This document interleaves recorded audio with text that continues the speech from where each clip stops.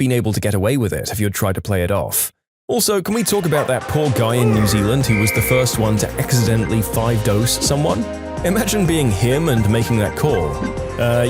So I reckon I just killed someone, eh? What do you reckon we should do?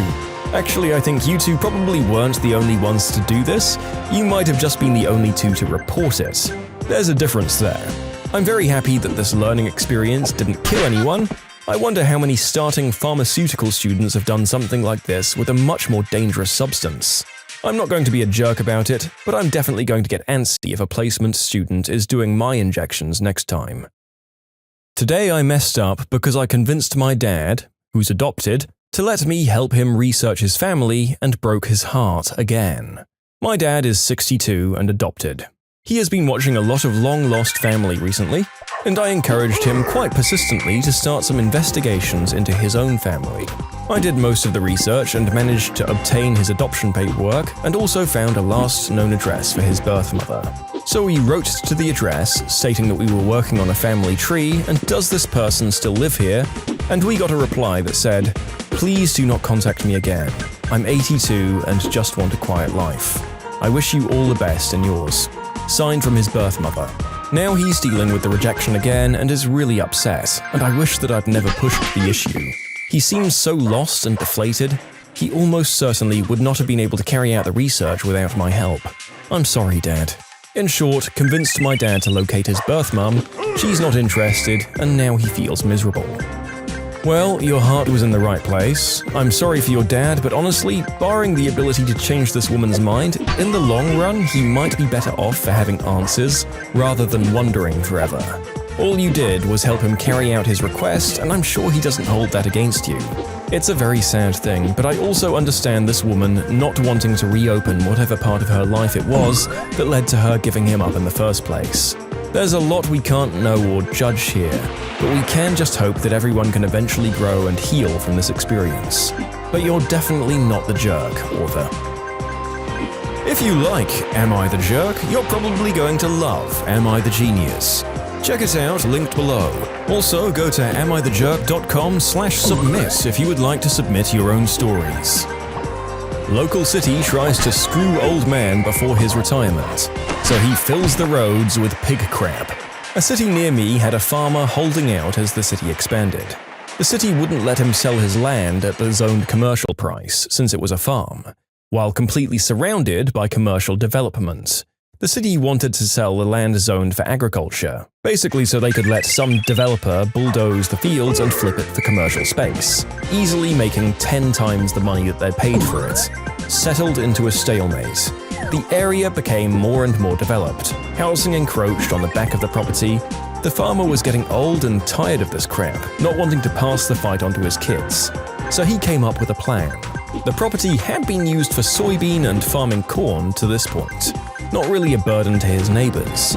He applied for and received proper licensing from the state for a hog confinement lot. In case you don't know what that is, that's where they keep tens of thousands of hogs before they're brought to market. Normally located deep in farm country. It stinks for miles. The city tried to stop him legally, but they never incorporated the land in the first place. They tried to stop it at the state level. He followed the process to the letter. Well, it's farmland. And they thought that maybe he wouldn't follow through? He did. He had 400 hogs delivered to what at this point was one of the busiest roads in town. The locals nearly burned down City Hall. In less than a week, the city backtracked a nearly 20-year feud and let him sell his farm for the fair commercial rate as he'd originally bargained for. Yeah, I think the city is the collective jerk in this situation. Normally you hear stories about City Hall being a bunch of complacent and incompetent idiots and big businesses applying this sort of amoral awfulness to screw over the little guy. It's strange to think that there is some sort of mastermind bureaucrat sitting in a government building calculating ways to drain money out of one of his constituents when he got a little too old to deal with all the red tape. Most bureaucrats that I know, while they might be a little worn down and burned out, did at some point want the best for their area and have a spark of passion for their job when they started. It's a fantastic revenge from the guy, while technically working within the laws imposed on him. Good on ya. Now, what did you have to do to get rid of all those piggies? Am I the jerk for not accommodating my brother's vegan fiancé? Full disclosure, I do eat meat, eggs, and dairy. That being said, I'm lazy, and prepping and cooking meat takes more work than I'm willing to do a lot of the time. So I've built up a pretty okay repertoire of vegan and vegetarian meals. That's why I volunteered to cook last night for a small family dinner, even though I would normally never. I love my mum to bits, but if the first step isn't browning a pound of ground beef, she's a little bit lost on what to make. This is all a thing because my brother has recently gotten engaged to a vegan woman. None of us have really spent a lot of time with her due to pandemics and generally having our own lives. The time I have spent with her has been perfectly nice. I thought this would also be perfectly nice. So I did my best. I put together a Dijon vinaigrette salad, pasta tossed with roasted asparagus and cherry tomatoes, and because this is America where carb on carb doesn't have to just be a dream, some bread I fricking vetted to make sure it didn't have milk or eggs in it. She could eat every single thing I served. At least, I thought so. We sat down, plates were dished, and she had questions. Whatever, fair enough. I can imagine that she's been in situations where things seemed safe to eat, but surprise, surprise, there's honey in the salad dressing or something like that. Reassurances were made, I'd done my homework, but she has other complaints. You roasted the veggies in olive oil? There's olive oil in the salad dressing? The pasta isn't whole wheat? This is white bread? Yes. Vegan all of it, but not stripped down to as few calories as possible. And now she won't eat. Just sat there and tore up one of the rolls into tiny pieces until the table was cleared. My brother texted me later that night about how messed up it was that she had to go hungry, and this is where I might be the jerk. I replied something to the effect of saying that I thought I had to cook to accommodate veganism, not an eating disorder. He told me to go F myself, which again, fair. Now I imagine a cold war is brewing and my mum is inevitably going to get sucked in. I also could have tried to make something healthier, though I don't think what I served was that bad. Am I the jerk? No, not really the jerk whatsoever. You went out of your way to accommodate this woman who did not seem to specify her other dietary requirements ahead of time. And if she had, honestly it might have just been easier for her to bring some Tupperware or something if they're that specific about what they eat. You can't have gotten that far into your adult life without realizing that you're several orders of magnitude more picky about what you eat than the majority of the population on planet Earth. What on earth is wrong with eating things that have been roasted in olive oil? With enough forewarning, I can maybe see someone specifically not eating white bread and white pasta and only taking in whole grain. But my lord, if you need almost every almond to be roasted a certain way before you'll touch your food, let people fricking know about how picky you are. Hi, it's Andrew Gold here from Heretics Podcast. You know, when I started this podcast, it felt like I had to become 10 people overnight. Producer, editor, marketer, designer. It was a lot. And I kept thinking, I wish I had someone in my corner to help me figure this out. That's why I love today's sponsor, Shopify. It's like having a built-in business partner. Shopify powers millions of businesses worldwide, from giants like Gymshark to scrappy upstarts just getting going. With Shopify, you can launch your own studio or store using hundreds of stunning templates that match your brand's vibe. Need help with content? Their AI tools help write product descriptions and enhance your photos. Marketing? Easy email and social campaigns built right in. Inventory, shipping, returns, Shopify's got your back on all of it. Turn your big business idea into... with Shopify on your side. Sign up for your $1 per month trial and start selling today at shopify.co.uk/glassbox. Go to shopify.co.uk/glassbox, shopify.co.uk/glassbox. Mike and Alyssa are always trying to outdo each other. When Alyssa got a small water bottle, Mike showed up with a 4-liter jug. When Mike started gardening, Alyssa started beekeeping. They called a truce for their holiday and used Expedia Trip Planner to collaborate on all the details of their trip. Once there, Mike still did more laps around the pool. Whatever. You were made to outdo your holidays. We were made to help organize the competition. Expedia, made to travel. My name is Ed Warren, here with my wife Lorraine. So, when did this start? Heather, confirmation. 7th September.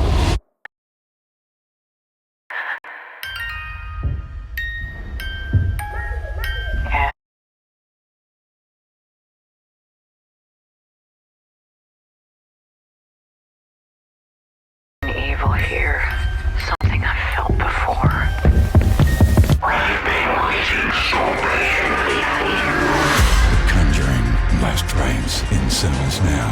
tickets. I am not hallucinating my treatments. Some years ago, I had a short outpatient procedure which caused me to have a serious infection. I was rushed back to hospital by ambulance and spent a total of 10 days there with something verging on sepsis.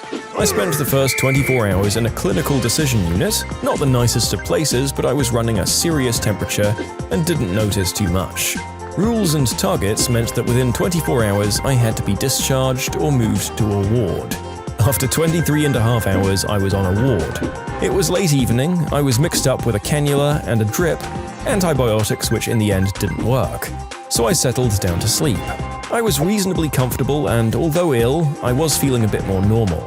I was woken up at about 3 a.m. by the patient in the next bed having an incident, which I'll gloss over for reasons of delicacy.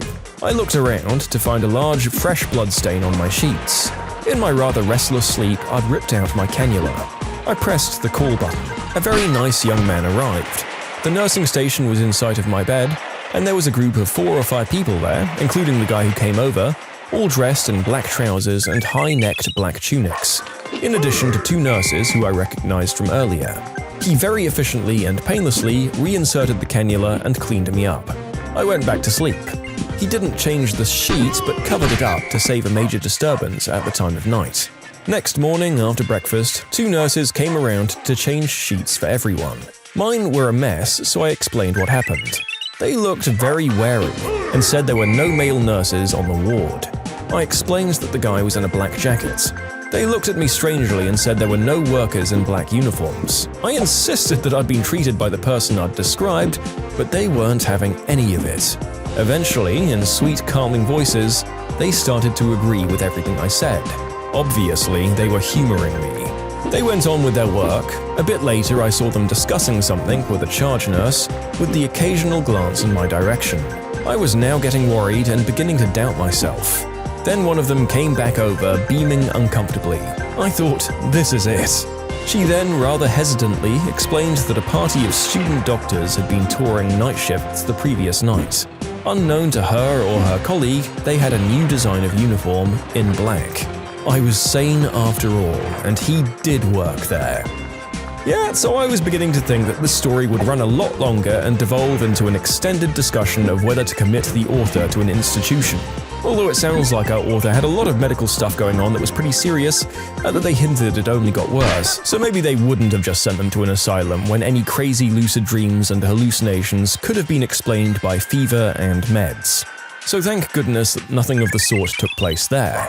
My second guess after him going a bit loopy was that I thought it was going to be a ghost of an old nurse who had passed away in the ward at a tragically young age, and that they'd see his photo hanging up in reception as he left. I'm very relieved that this was not the case, as we don't need more unexplained specters keeping us up at night on the channel. No harm, no foul. Maybe the doctor student should have reported it or written it on the chart or something. On to the last story.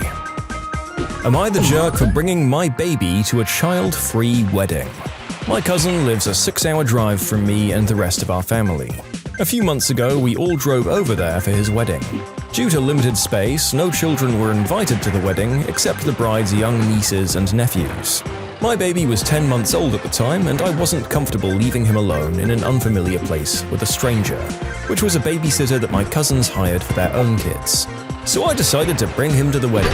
I wrote on the RSVP that I was bringing him, but he would be sitting on my lap and I'd bring my own food for him. My cousin didn't say anything, so I assumed that he was okay with it. My baby cried at the ceremony, but I quickly took him out of the room, and at the reception I had him with me the whole time in a body carrier. He didn't make much of a fuss, and I thought everything was okay. After the wedding, my aunt, the groom's mother, confronted me and told me I was rude for bringing my baby without permission. I explained that I wrote on the RSVP what I was planning to do, but my cousin didn't object. She said that my cousin and his bride had a problem with it, but the bride didn't want to start any drama because she doesn't know me that well. My other cousin's baby was 7 months old at the time, and my aunt said that he had no problem leaving his baby with the certified babysitter, and I should have done the same. And some of my cousins were upset because they thought that the groom gave me special treatment by letting me bring my baby and making them leave their kids with a babysitter. I didn't mean to start any drama. Am I the jerk? On the one hand, it's hard for me to think that this is that big of a deal, just because I've sat in so many church services that have been interrupted by a crying baby. I can't see myself being angry or upset if a wailing infant was carried out of the room during my wedding service, but maybe that's just me. The author did kind of do the exact opposite of what the bride and groom specifically asked though, and I think that was inconsiderate, to just write your own +1 onto the RSVP as well. They didn't comment because they didn't want the drama. It wasn't a matter of them being fine with it. Depending on how close you are with these people, it feels like just writing in that you can't come because you have to look after your baby might have been the best option. They'd probably understand. If we have to name a jerk, it's probably you on balance. I hope everyone's fine eventually, and the other memories from their special day become more prevalent as time goes on. When you subscribe, make sure to hit the bell to turn on notifications. Put the playlist on in the background to finish listening to all the stories. Or if you want to check out some great music, check out easymode.com. If you like Am I the Jerk, give Am I the Genius a shot. Everything linked in the description.